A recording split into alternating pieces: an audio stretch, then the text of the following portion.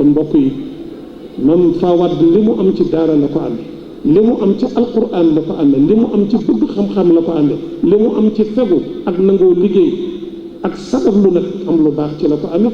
kon fondation bi ñi ci bokk ñëpp te xam naa ne jigéen ñoo ci ëpp te mbokk yi jigéen su baaxee rek société baax, jigéen su baaxee kër baax, jigéen su baaxee pénc ci baax.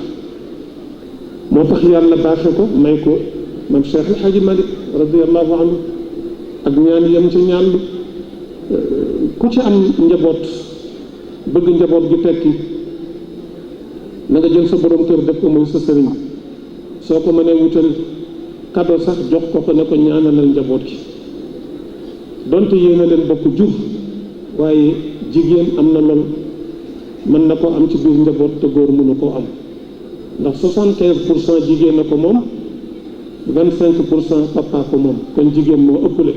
jigéen dafay sagal jëkkëram, jigéen dafay bëggal jëkkëram, jigéen dafay sàkku ngërëmu jëkkëram. sunu yaay Aïcha radiyallahu anha nee na jigéen bu borom këram amoon taat mu jël gémmiñam dëpp ko ci taat bi manqal ko dëtt ji sotti fële raxas gémmiñam du tax mu jox borom këram xaqam. donte loolu kenn ku nekk xam na ne kenn du ko def, mais day wane rek borom kër cër bu mu am ci biir këram ci worma, ci teggin. waaw waaye nekk ci biir kër gi ndoket bi ngay sol moom ngay yendoo, moom ngay fanaano, moom ngay toggi, moom ngay taajale sa borom kër añ. bu yàggee mu sàkk ko, waaw bu yàggee mu sàkk ko. boo koy jox ndox sax da nga ko koy sànni,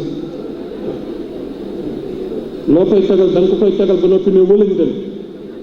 waaw loolu kenn du ko def ba noppi di am barke. waaw lu baax mbokk yi dañ koy sonn, dañ koy kaññi. waxuñu pour jigéen ñi nekk esclave góor ñi, déedéet. on est très loin de ce point là, déedéet. mais ñu sàkku seen ngërëm ni Mame Fawade def ba am Cheikh El Hadji Malick. ginnaaw yàlla Cheikh El Hadji Malick moo ñu fi bokk daje ñun ñëpp